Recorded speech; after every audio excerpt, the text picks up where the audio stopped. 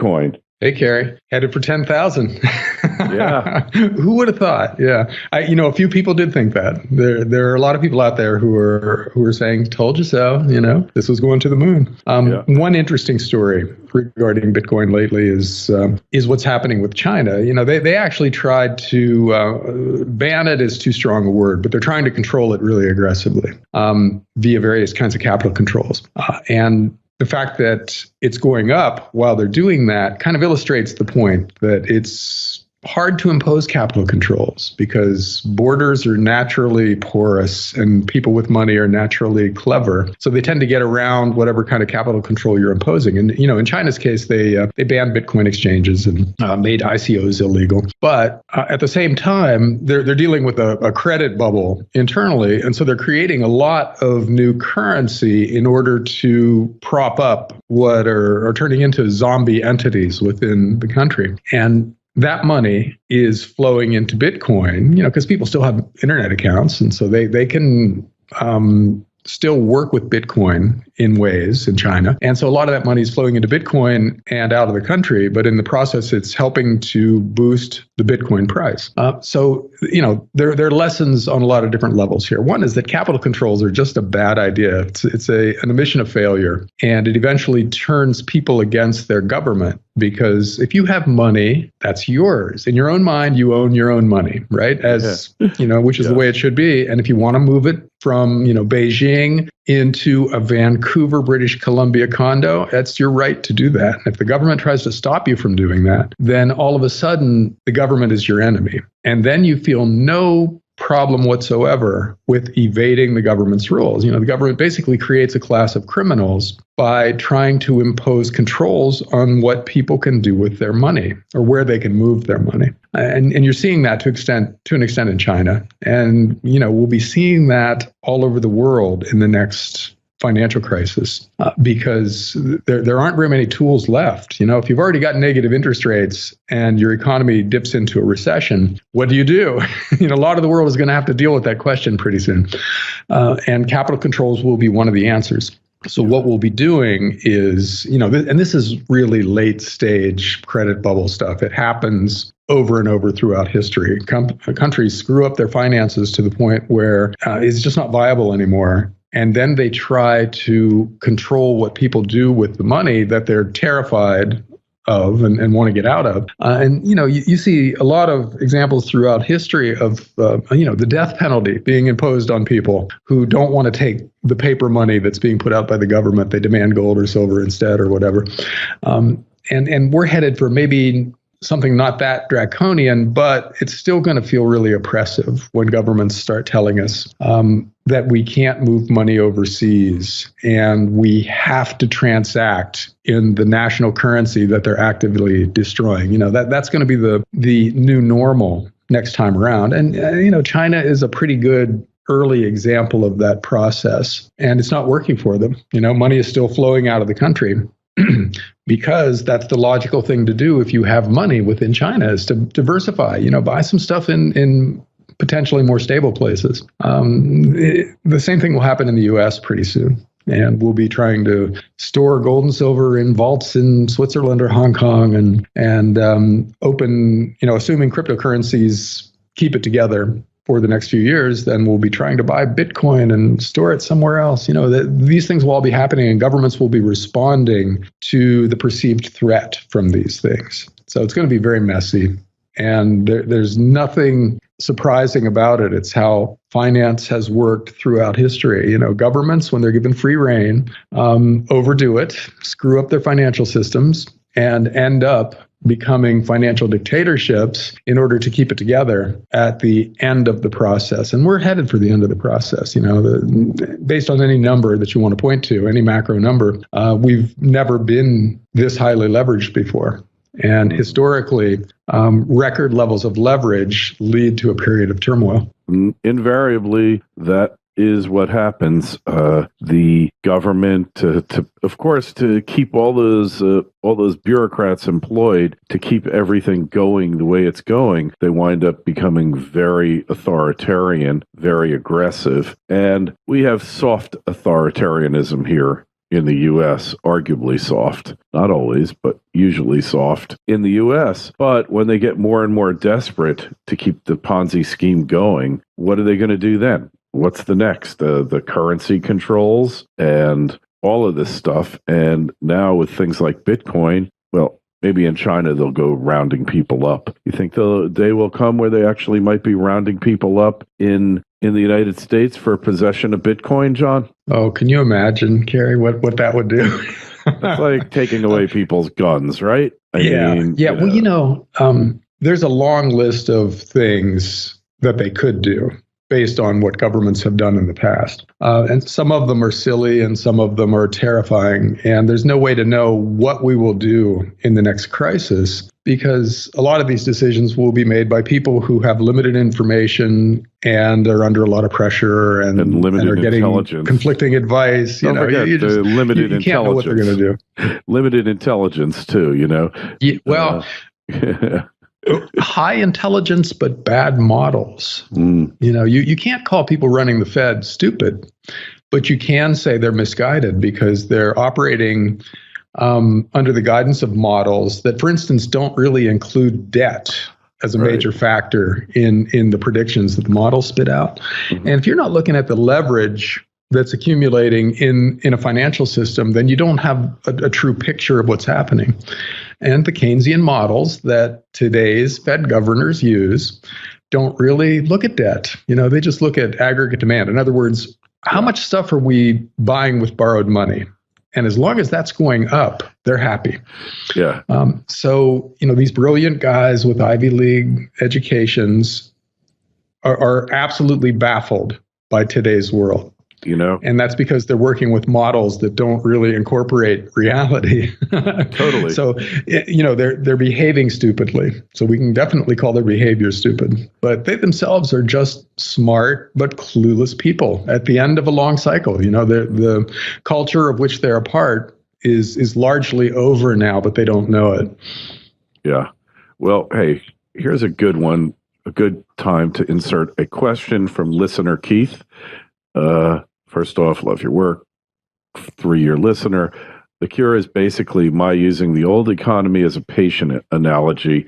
You and many others have been diagnosing, analyzing symptoms for a long time, but when do we begin working toward a cure? And he boils it down to one thing: removing the Federal Reserve and returning the power to issue money back to the people alongside a return to the gold standard.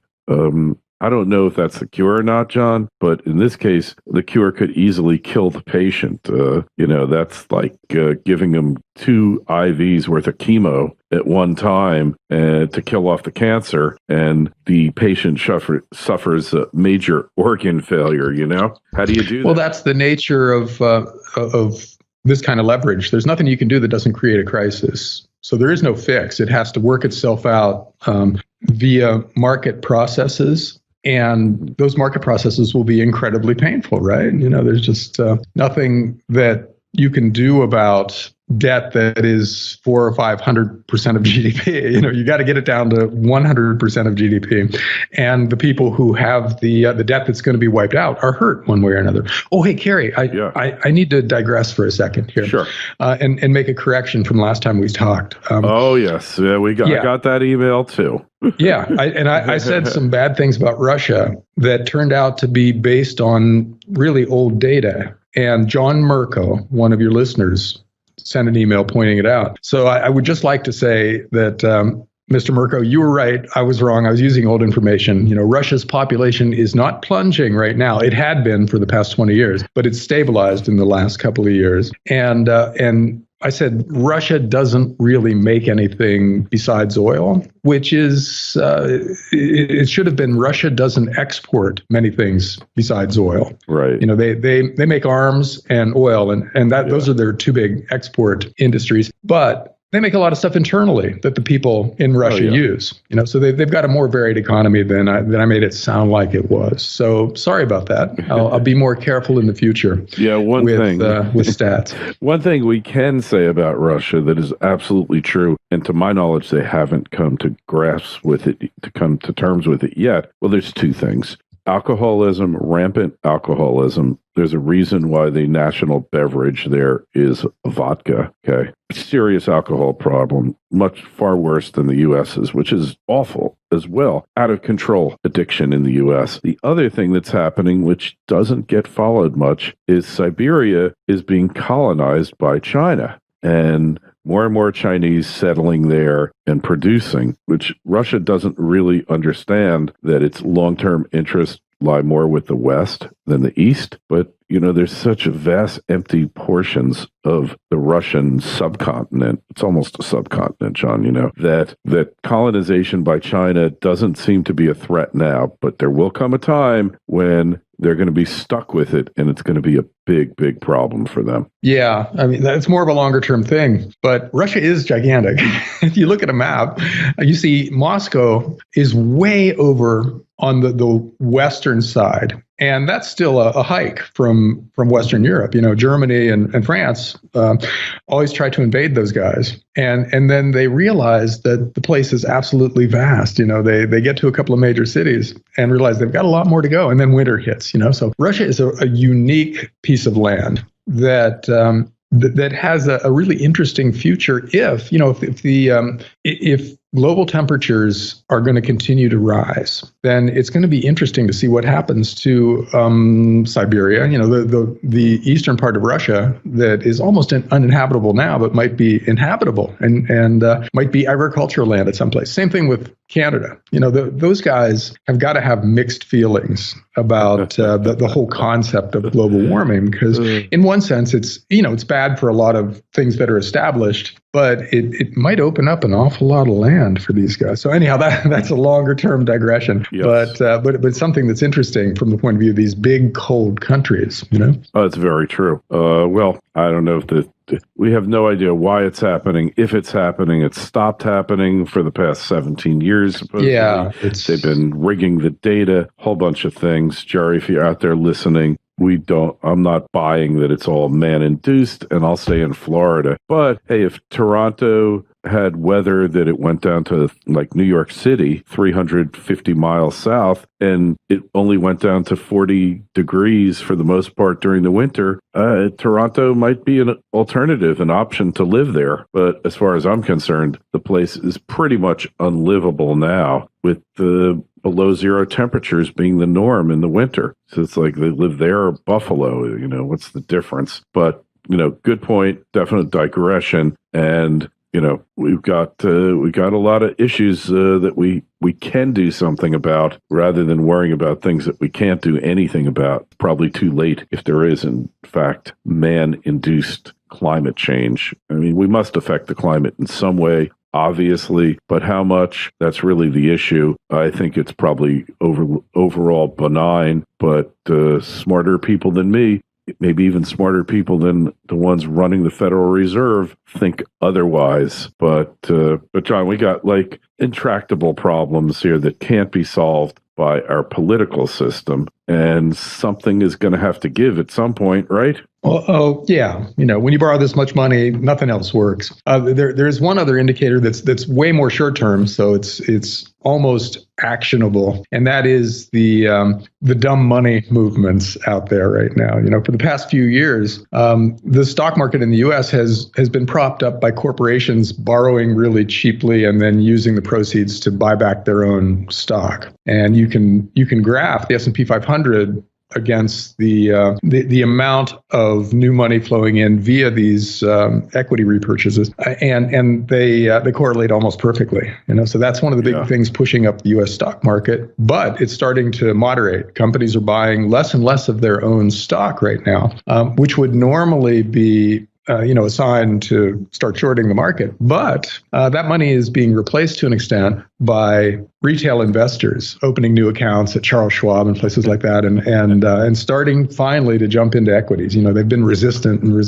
As recently as 2015, individual investors were net sellers of stock. Now they're aggressive net buyers. So that's a sign that one form of dumb money corporate treasurers is being replaced by an even dumber form of money, individual investors. And that's another sign of a market top. And it's obviously it's dangerous to call market tops in this world when the governments of the world are so actively trying to support financial asset prices. But historically, when this happens, we're near the end of the game. So it definitely bears watching. And if it continues in this direction, in other words, if individuals continue to buy equities really aggressively at these all-time record prices, then we've got to be close to the end of the process. You would think. Hey, well, this is further proof of the greater fool theory, John. You can't have exponential markets without having a greater fool, can you? Well, somebody's got to step in and buy when the smart money is selling.